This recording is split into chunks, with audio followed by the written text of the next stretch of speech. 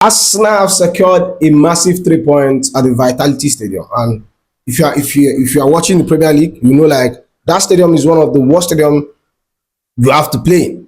One of the worst stadium, like the space between the fans and players on the pitch. The stadium is very very small, and I think it's about 15,000, capacity. So the fans are closer to the pitch, and this is a ground where like a lot of big teams has gone there and crumbled. Even Arsenal last season, when they played against Bournemouth last season, I think when they got the red card, Ryan Sterling was subbed off. I think they lost 2-0 or 2-1. I can't remember the scoreline again. But Arsenal have secured a very, very massive 3 points for them. And if you look at the back, like I'm not the biggest Arsenal fan. Like Arsenal as a team, I don't have problem with Arsenal as a team. You get me? That I don't have problem with Arsenal as a team. What is my problem is Arsenal fans. I just can't stand them. They are borderline annoying, bruv. But that's not what we are going to talk here. We're going to talk about Arsenal. Obviously, I wasn't watching the match. Let me keep it Frank no Lampard. I wasn't watching the match until almost scored. I scored the scoreline 1-0. I was like, wow, maybe I'm going to get something. Maybe finally a successful hate watch. And behold, in the 16th minute, I think thereabout, and Gabriel Martinelli, because I think he was at fault for the first goal. Gabriel Martinelli equalized it 1-1. I was like, okay, it hasn't gone wrong. Maybe get a draw, keep the points gap slim, or maybe Bournemouth kind of nick a goal thereabouts. Because one thing about Bournemouth is that they don't have problems scoring. Even when they played Manchester United, they scored 4 goals. With Chelsea, they scored 2 goals. They don't have problem with scoring. But one thing we have to talk about is how this Bournemouth team crumbled. I understand they lost so many players in the summer. The way they crumbled this season, because at the start of this season, I think around at the start of the season, there are a lot of people are saying, yeah, they're going to get European football with the way they are playing, because I think they win 5 straight games or something thereabout. Around match week 7, they were still in the top 10. Now they have been losing, and this is what annoys me, that Chelsea couldn't get a win there. Obviously, we are in disarray right now, and as a Chelsea fan, this is not the time for me to be doing hate watch. But I'm shameless. You get me? Another failed hate watch. Like, I'm not happy. Another failed hate watch. Let me tell you, I was fed up because I cannot invest my time watching Arsenal and I'm not getting something. You get me? They haven't been giving me something. Now, the points gap in the Premier League is around 6 points. It depends on what happens between Chelsea and Manchester City tomorrow. We have to watch out and see. As a Chelsea fan, am I confident going? No. If we had Moresca, I could have been okay, maybe optimistic, because I know Moresca always turns up in big game. Even though last season that City we are really really poor, we stressed to get even a point against Pep Guardiola at Stamford Bridge. At the beginning of the season, Man City was good. So City was our first match and we lost it. And then when City was around their back patch, after they lost to PSG, what is it? PSG pulled them back, or they were knocked out in the Champions League, something like that. But they lost to PSG that week, and they played Chelsea, and we lost to them.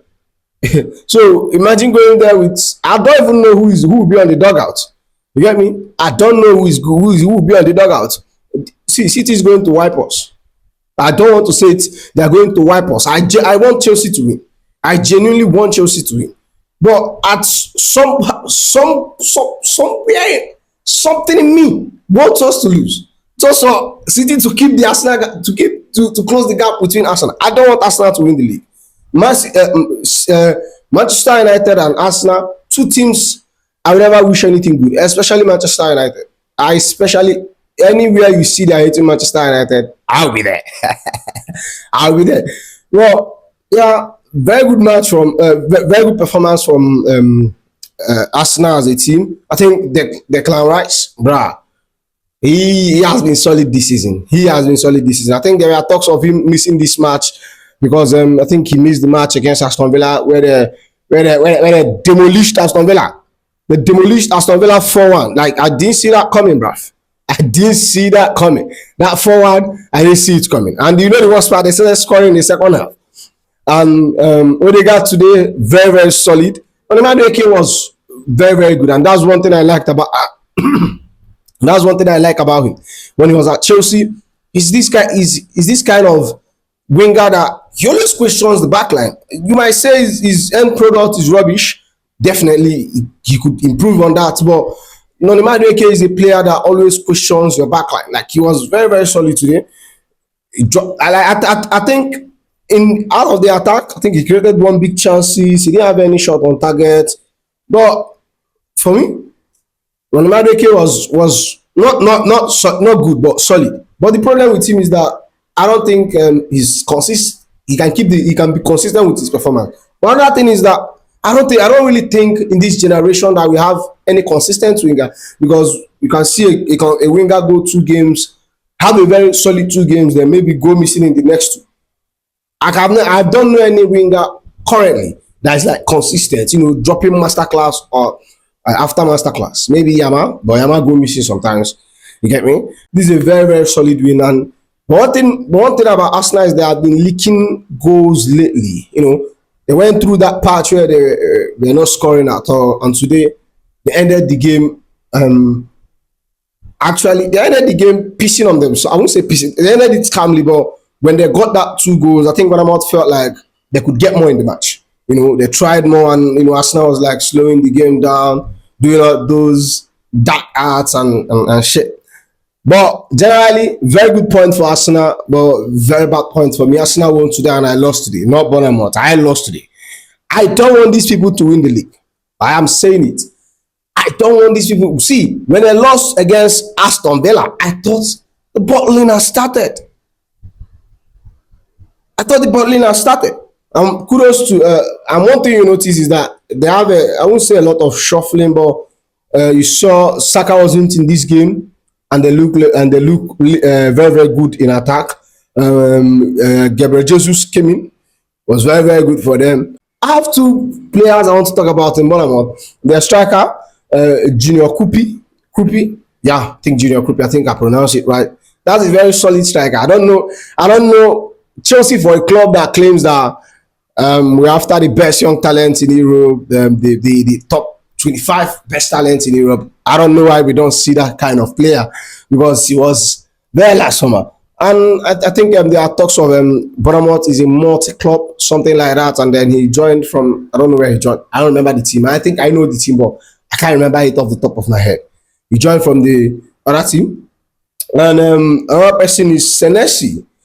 I think they say his contract will expire at the end of the season. I think Chelsea should be all over it. Senesi is a very, very good player. I think he's young. Let me check how old is he.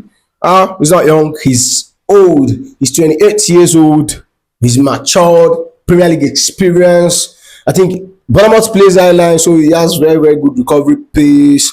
Very good on the ball. Very, very good ball playing defender. I think if he somehow doesn't extend his contract, I expect Chelsea to start from this January and start talking to him more if we are going to sign him. But I don't think we are going to do it. We are going to go and snatch another kid from, I don't know, maybe Santos, or maybe, I don't know, man. I don't know. But that's a defender I think Chelsea should be looking at. He was very, very solid for me. But in all, this is a very unsuccessful way to watch. You get me? But we'll be there. We'll be there. I'm a very patient man. See, I will keep hunting. I will keep praying. I will keep wishing for Arsenal's downfall until mathematically. Yeah, I think that's right. I think until mathematically it's impossible. But with everything I'm seeing, or everything points to, it's going to be possible. Tomorrow, City is going to deal with Chelsea. There's no two ways about it. They are going to deal with Chelsea. And if they add Semenyo to that attack, breath. If they add Semenyo to that attack, it's going to be bloody. City should win this league and save the world. Please. They should see. You people are ready for Arsenal fans. Do you know the amount of insults? See, Arsenal fans are a menace.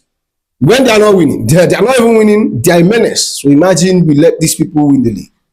Bruv. This is years of accumulated insults, years of accumulated anger. they'll unleash the world. Like, I am not ready for it. If Arsenal win the league, you have to stay off the internet for a while. So that's the end of the video. Make sure you like, comment, and subscribe. And I'll see you in the next one. I will try to be more active on this channel. As you can see, we have a studio now, so we'll try to focus more, my haters community, so we can hate watch. I know hate is a very strong word, but like I hate watch, So I'll be covering all my enemies, and those are one of my enemies. I think if you follow my main channel, Fanboy Papi, I cover mostly Chelsea and Super Eagles. There, I think currently now I'm in international break. I'm following AFCON, and thank God, because I don't know how I'm going to be covering this depressing Chelsea. I don't even know what I don't know what I'm expecting against Manchester City, man. I don't know if I'll do the review. I don't know. We have to just wait and see. But yeah,